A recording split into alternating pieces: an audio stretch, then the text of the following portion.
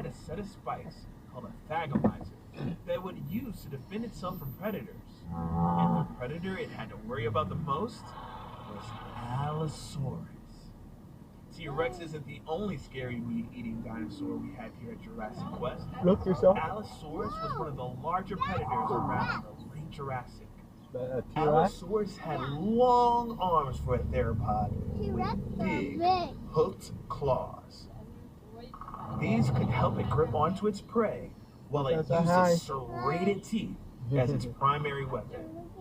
We know it used its arms because scientists have found signs of microscopic stress fractures on the bones of their forearms. This happens in bones when a person or an animal is using force to move heavy weight with their bodies. They might have used their arms to keep prey from getting away, or possibly to hold onto a Hello? Anh Tuấn nãy gọi hả? Dạ, hồi nãy thấy lúc Sam gọi lại rồi. Dạ. Okay. But to avoid getting hit. The little guys in the scene are called guanlong. They're an early member of the Coelosaur family that lived in what is now China. The Coelosaur family was made up of mostly small predators. But as time went by, some Coelosaurs eventually became a bit bigger. Specifically, Tyrannosaurus rex. The big, long-necked dinosaur in this scene is a Apatosaurus. Apatosaurus is what we call a sauropod, or a long-necked dinosaur. Stick your hand out. Sauropods are the biggest animals to ever walk on Earth. In order to get that big, sauropods had to eat all the time. Even more, these long-necked giants didn't even waste time chewing, but swallowed the leaves from trees whole. But they had a special trick to help them digest their food. Sauropods would sometimes crane their long necks down to the ground and swallow small stones. Those rocks would help them grind up their food once it was inside. Those rocks are called gastroliths, or stomach rocks in Latin. These gastroliths are super important because they help. Who can name the dinosaur here covered in plates? If you said Stegosaurus, you're right! Stegosaurus is a Jurassic plant eater whose back, neck, and tail were covered in bony plates. Stegosaurus had a special weapon. Along its tail, it had a set of spikes called a thagomizer that it would use to defend itself from predators. And the predator it had to worry about the most was Allosaurus. T-Rex isn't the only scary meat-eating dinosaur we have here at Jurassic Quest. Allosaurus was one of the larger predators around in the late Jurassic. Allosaurus had long arms for a theropod with big, hooked claws. These could help it grip onto its prey while it used its serrated teeth as its primary weapon. We know it used its arms because scientists have found signs of microscopic stress fractures on the bones of their forearms. This happens in bones when a person or an animal is using force to move heavy weight with their bodies. They might have used their arms to keep prey from getting away, or possibly to hold onto a Stegosaurus's tail to avoid getting hit. The little guys in the scene are called guanlong. They're an early member of the Coelosaur family that lived in what is now China. The Coelosaur family was made up of mostly small predators, but as time went by, some Coelosaurs eventually became a bit bigger. Specifically, Tyrannosaurus rex. The big, long-necked dinosaur in this scene is a Apatosaurus. Apatosaurus is what we call a sauropod, or a long-necked dinosaur. Sauropods were the biggest animals to ever walk on Earth. In order to get that big, sauropods had to eat all the time. To eat even more, these long-necked giants didn't even waste time chewing, but swallowed the leaves from trees whole. But they had a special trick to help them digest their food. Sauropods would sometimes crane their long necks down to the ground and swallow small stones. Those rocks would help them grind up their food once it was inside. Those rocks are called gastroliths, or stomach rocks in Latin. These gastroliths are super important because they help scientists learn the migration patterns of these dinosaurs by matching the gastroliths back to the areas where the rocks originally came from. And welcome to the early Cretaceous, North America. The furry guy is Utah Raptor. Now let's see, can anyone guess where Utah Raptor was discovered? That's right, Cincinnati. Just kidding, folks. Utah Raptor was found in Utah. Utah Raptor is the largest known member of the raptor family. Now behind him is a predator named Ceyx. Ceyx was a massive predator that lived at the end of the early Cretaceous. Very little is known about Ceyx due to how recent of a discovery. So just always say, please stay in your vehicle. So you cannot go out. Ceyx lived in North So America you look at up, the same time you as see that side right there? members You of the say, Tyrannosaur please family. stay in your Those vehicle. tyrannosaurs So didn't you get cannot any go larger outside, than the size okay? of a Great Dane, because the alpha predator role had already been filled by Ceyx. It wasn't until Ceyx went extinct that larger tyrannosaurs like Tyrannosaurus Oh, I rex see a took big the star stage. right there, just yourself.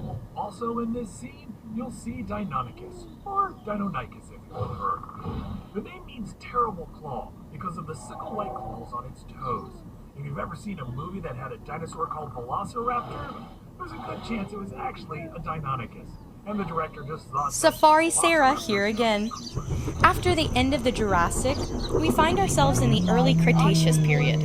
The Cretaceous was the longest of the three periods of the Mesozoic. The Cretaceous period saw all kinds of strange new life forms, including weird new plants that we call flowers. We're starting off in what is now England during the early Cretaceous, roughly 120 million years ago. The duck-billed dinosaur you see is what we call an iguanodon, and it's one of the first dinosaurs to be discovered and named. Some of you might have already guessed that iguanodon means iguana tooth. When iguanodon was discovered in England, no one had ever even heard of dinosaurs yet.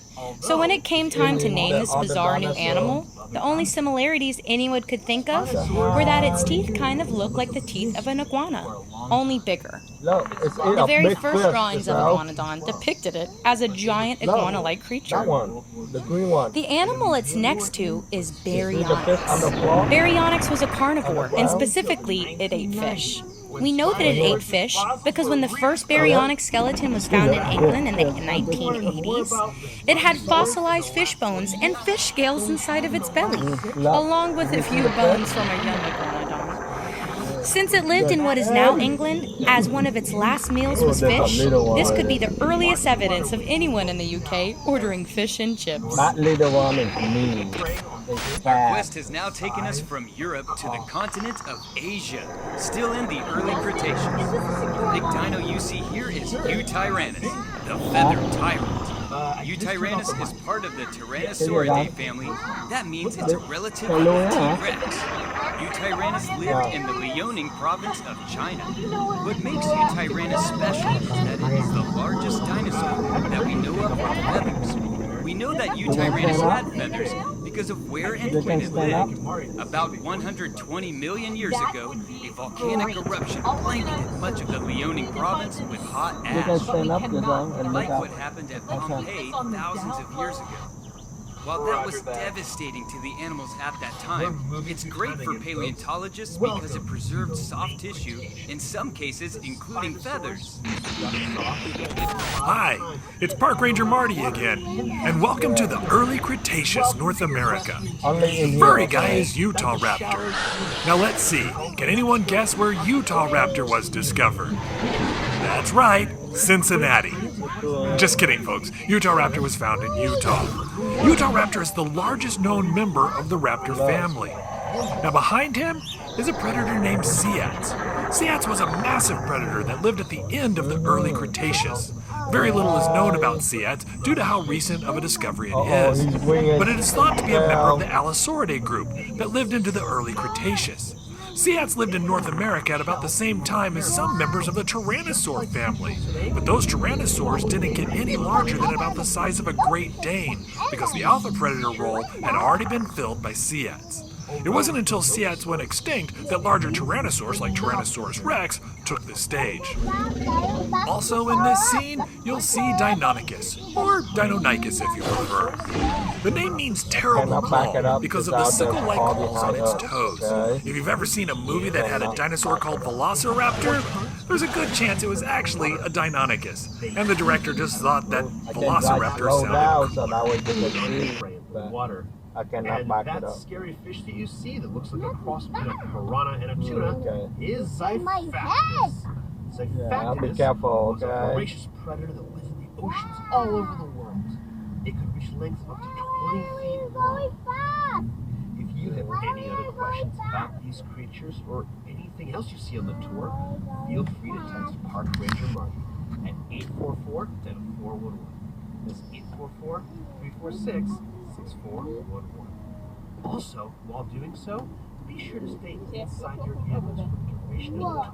With all of these aquatic creatures, the last thing you want to do is get your phone wet. Hey Marty, it's Dustin. I have a weird question here, and don't freak out, but have you seen the T-Rexes? Candy, can I have some?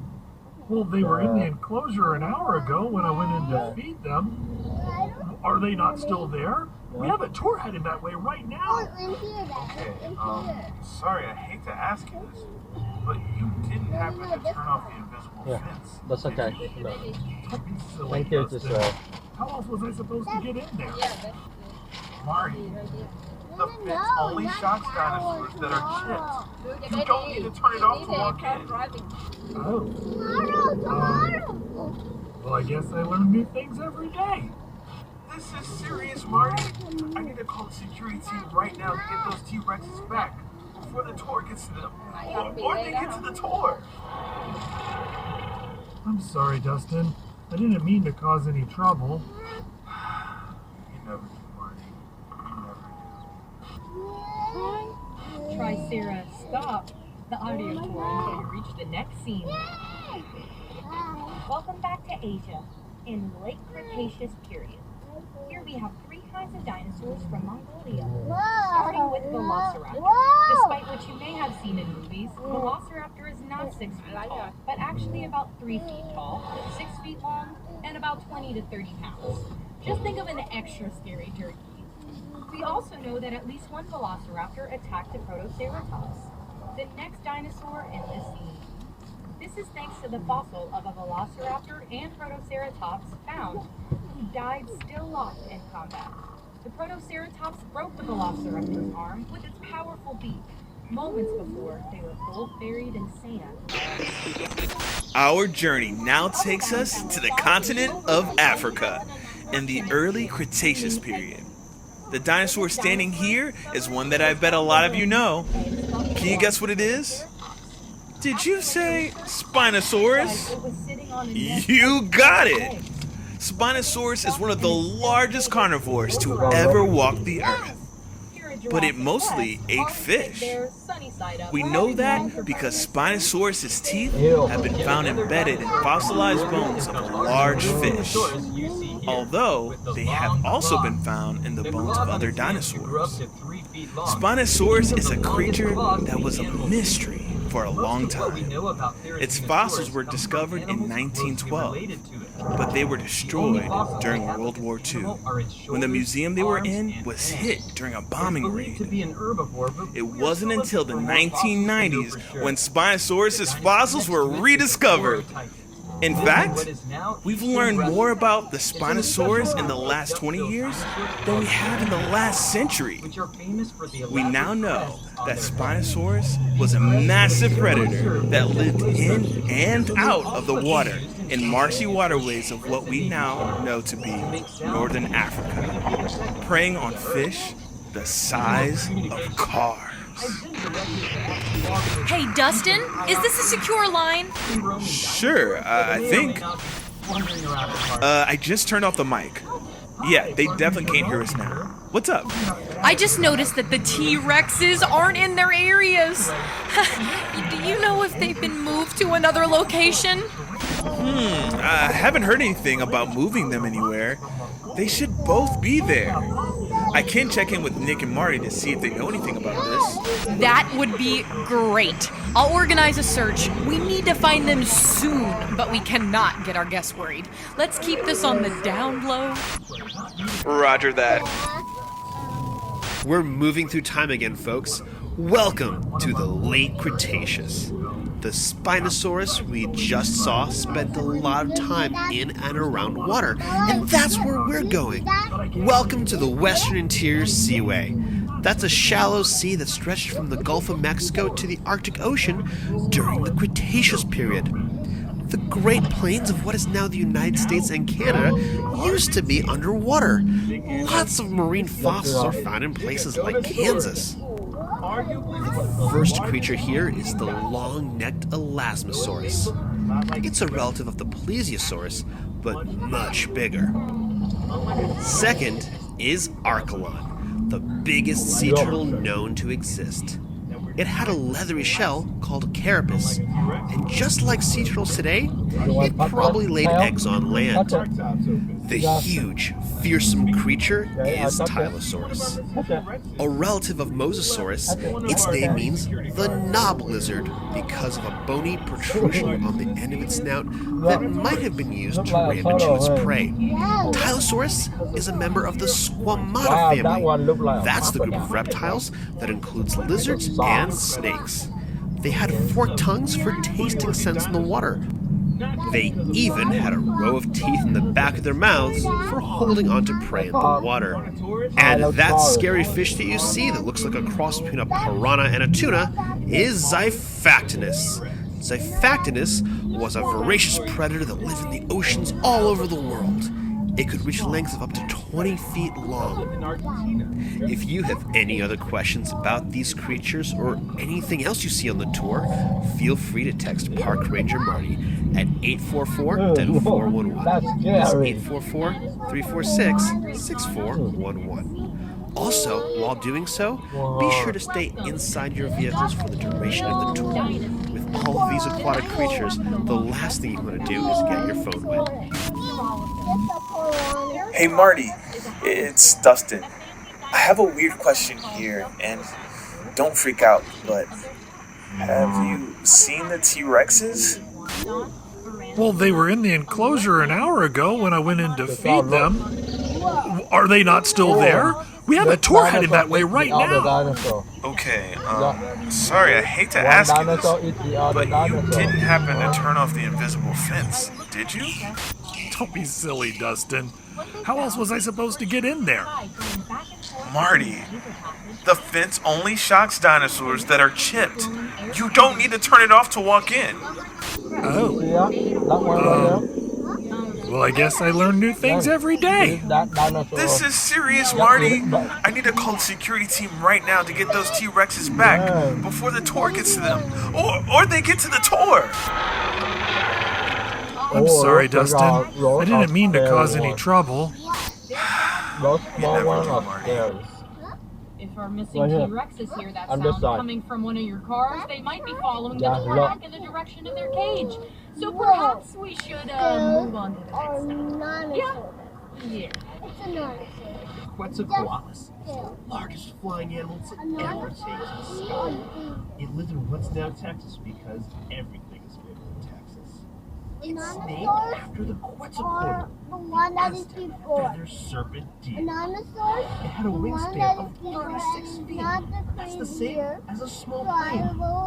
Standing like it is here, it was the height Those of are a scary giraffe. ones. But They are weigh fast. less than 600 pounds. That's a lot, but it's incredibly light for an animal this size because it was doing everything possible to be as light as possible, including having very hollow bones. This is necessary or to achieve flight. Back to Asia, in late Cretaceous period. Not a dinosaur? Here we have three kinds of dinosaurs from Mongolia, starting with Velociraptor. Despite what you may have seen in movies, Velociraptor is not 6 feet tall, but actually about 3 feet tall, 6 feet long, and about 20 to 30 pounds. Just think of an extra scary turkey. We also know that at least one Velociraptor attacked a Protoceratops, the next dinosaur in this scene. This is thanks to the fossil of a Velociraptor and Protoceratops found, who died still locked in combat. The Protoceratops broke the Velociraptor's arm with its powerful beak, moments before they were both buried in sand by a landslide. The other dinosaur in the scene, Oviraptor, has an unfortunate name, meaning egg thief. When this dinosaur was discovered, it was found over a nest of eggs thought to belong to Protoceratops. After later research, scientists realized it was sitting on a nest of its own eggs. But the name stuck and is still debated if Oviraptor actually ate eggs. Here at Jurassic Quest, ours take theirs sunny side up every morning for breakfast. Yet another dinosaur from Mongolia is the large Therizinosaurus you see here, with the long claws. The claws on its hands could grow up to 3 feet long, making them the longest claws in the animal kingdom. Most of what we know about Therizinosaurus comes from animals closely related to it. The only fossils we have of this animal are its shoulders, arms, and hands. It is believed to be an herbivore, but we are still looking for more fossils to know for sure. The dinosaur next to it is a Lorotitan, lived in what is now eastern Russia. It's in a special group of duck-billed dinosaurs called lambeosaurs, which are famous for the elaborate crests on their heads. These crests would have certainly served as display structures, but may also have been used in some lambeosaurs as resonating chambers, to make sounds used to communicate effectively through the herd. Speaking of communication, I've been directed to ask you all to keep an eye out for any free-roaming dinosaurs that may or may not be wandering around the park.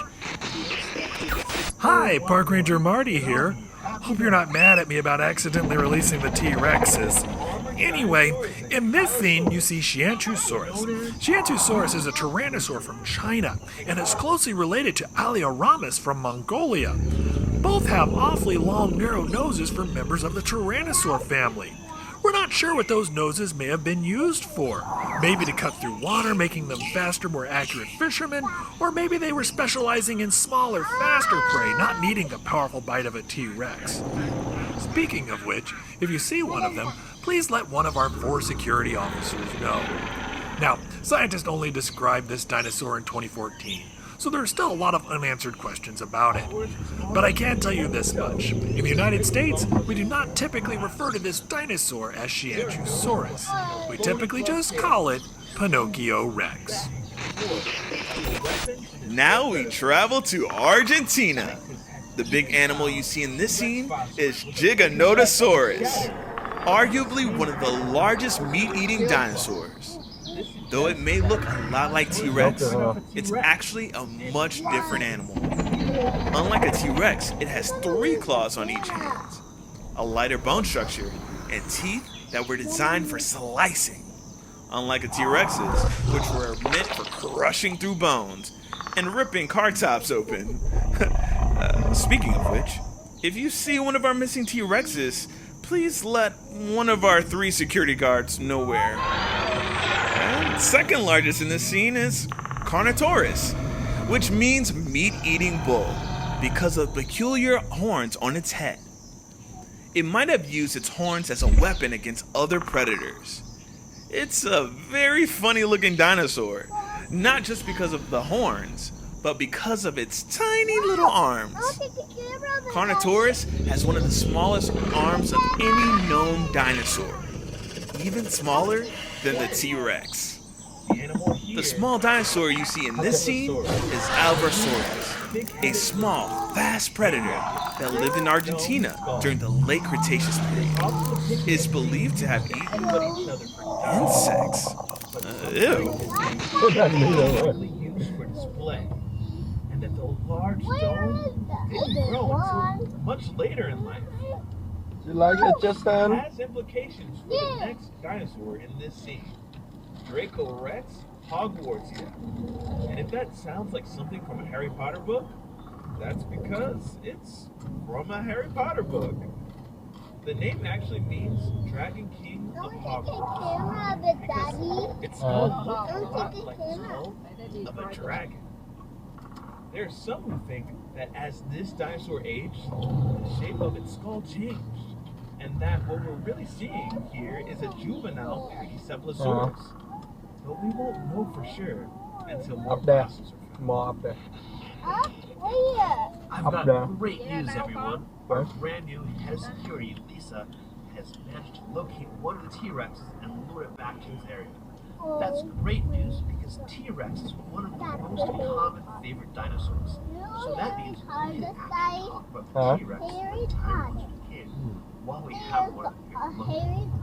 Tyrannosaurus Rex have the most powerful bite of any mammal. Between 8,000 and 12,000 pounds of per square feet. They needed such a powerful bite to crush the bones of a friend, or even tear the powerful bite was the only trick that T-Rex It also has something called a septic bite. The T-Rex had very short arms, so it couldn't brush its teeth. That means its mouth was filled with bits of its last meal, filling its mouth with bacteria. When T-Rex went hunting, it would sometimes bite the prey that got away.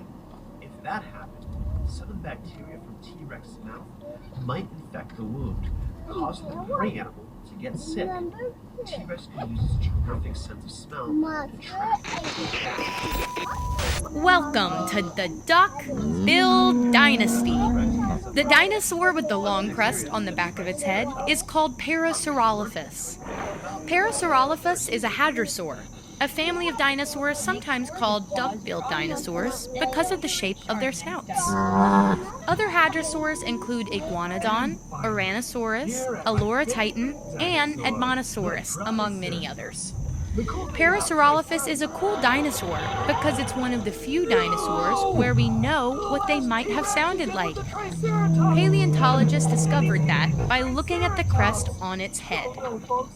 What they found were tubes inside going back and forth between the nasal passage and the throat. When they recreated blowing air through their tubes, they discovered that the crest would have made a horn sound. The new script here just says make horn sounds. No, guys, I'm not gonna do that. Sarah. Fine. By the way, hadrosaurs are prey animals. Their sound might have attracted large predators.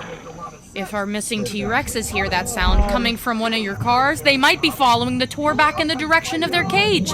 So perhaps we should move on to the next stop. Yeah.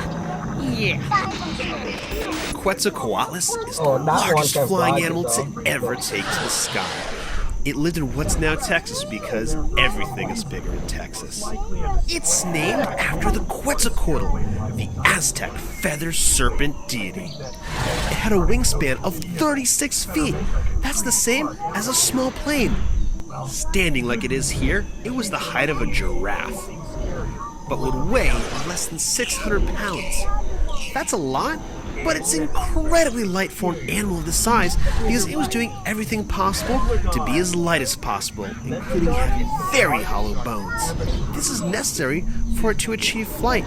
Quetzalcoatlus was actually not a dinosaur, but a pterosaur. Pterosaurs are a family of flying reptiles that lived at the same time as dinosaurs. Like many, but not all pterosaurs, Quetzalcoatlus had no teeth. Unlike our missing T-Rexes, who have very large teeth. Now, if you have any other questions about the creatures you see, go ahead and text that question to 844-DINO-411 or 844-346-6411. The big carnivore in here is Albertosaurus. Albertosaurus is a close relative of T-Rex, roughly half the size of a fully grown T-Rex. Albertosaurus is named after the Canadian province of Alberta, where almost all of the remains of Albertosaurus have been found. This makes Albertosaurus a Canadian dinosaur. And if you listen very carefully, you can almost hear it apologizing. Sorry about that. The other dinosaur here, Anzu, was named after a Mesopotamian bird demon.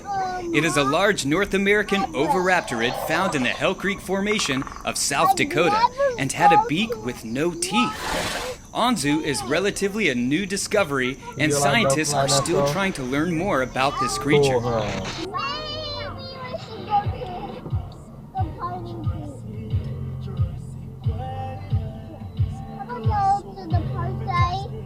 Let's go to a park. Go to the park. This is not a park. No. Not a park. Let's go to a park.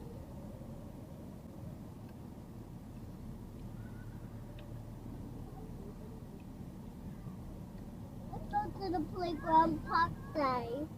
Go to the playground. You hear the park. call of the wild. Answer with a pair of Skechers. Waterproof, insulated, all-day comfort. From backwoods to city streets and everywhere in between. When you get outdoors, get into Skechers boots. Then let's go to the playground park day. Later. Went to Dino Forest. Now we're gonna get a winner at the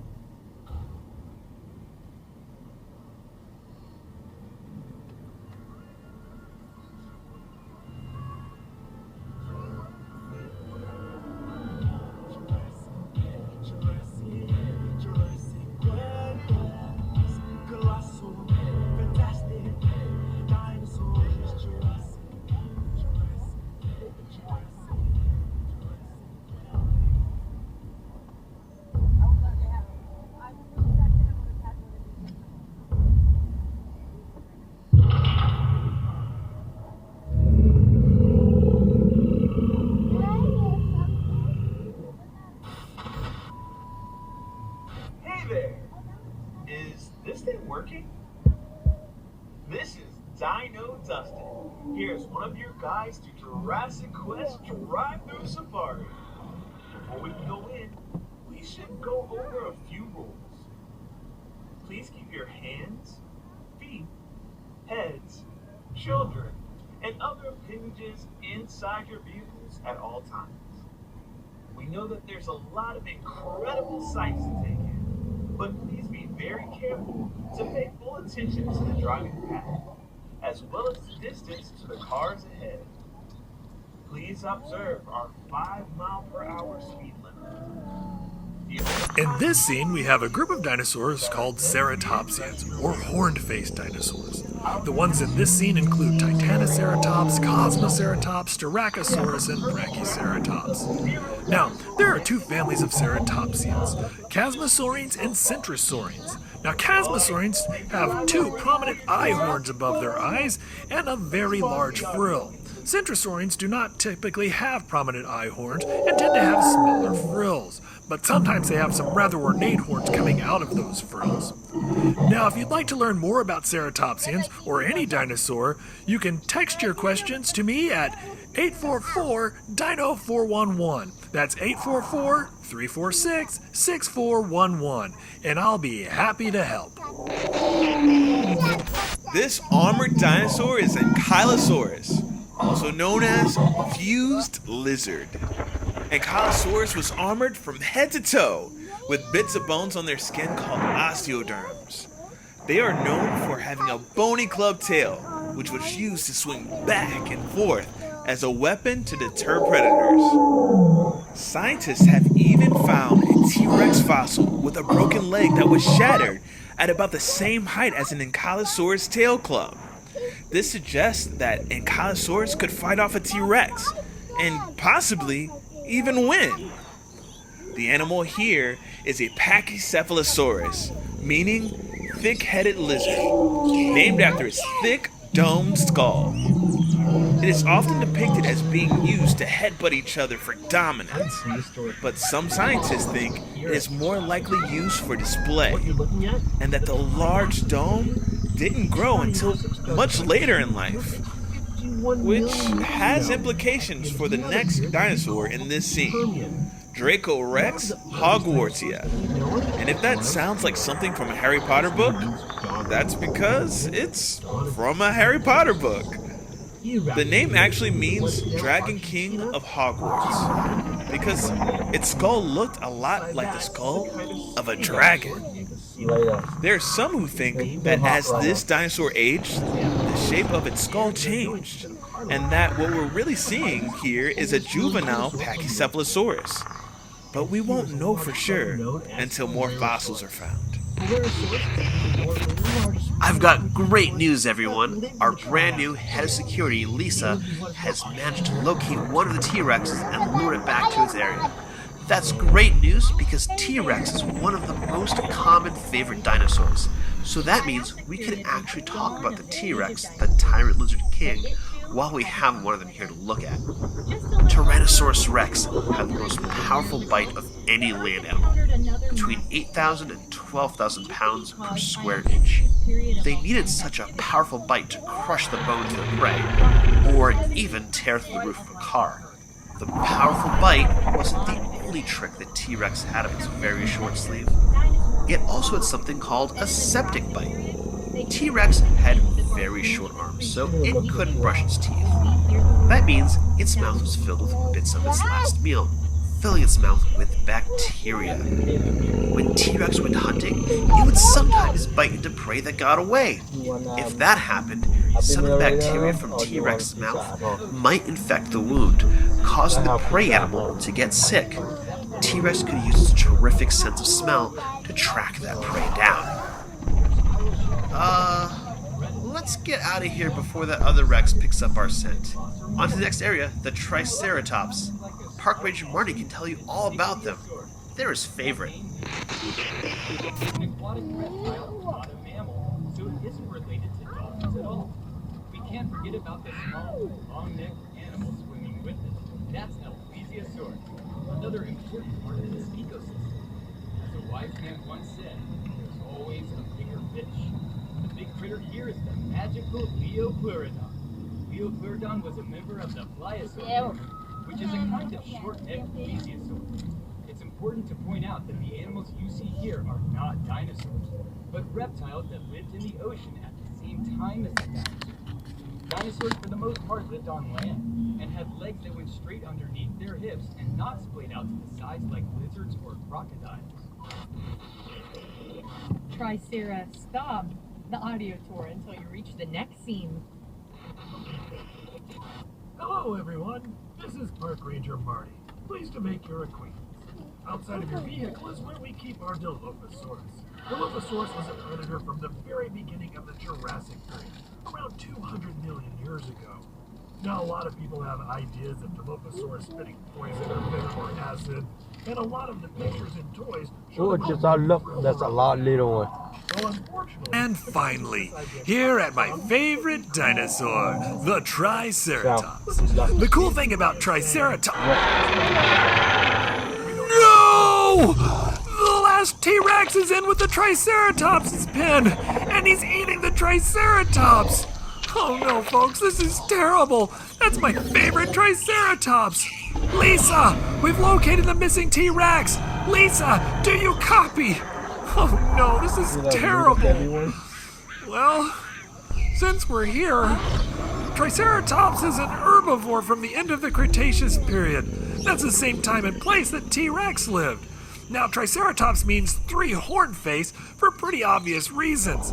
Scientists used to think that Triceratops used the frill on the back of its head to defend its neck from T-Rex.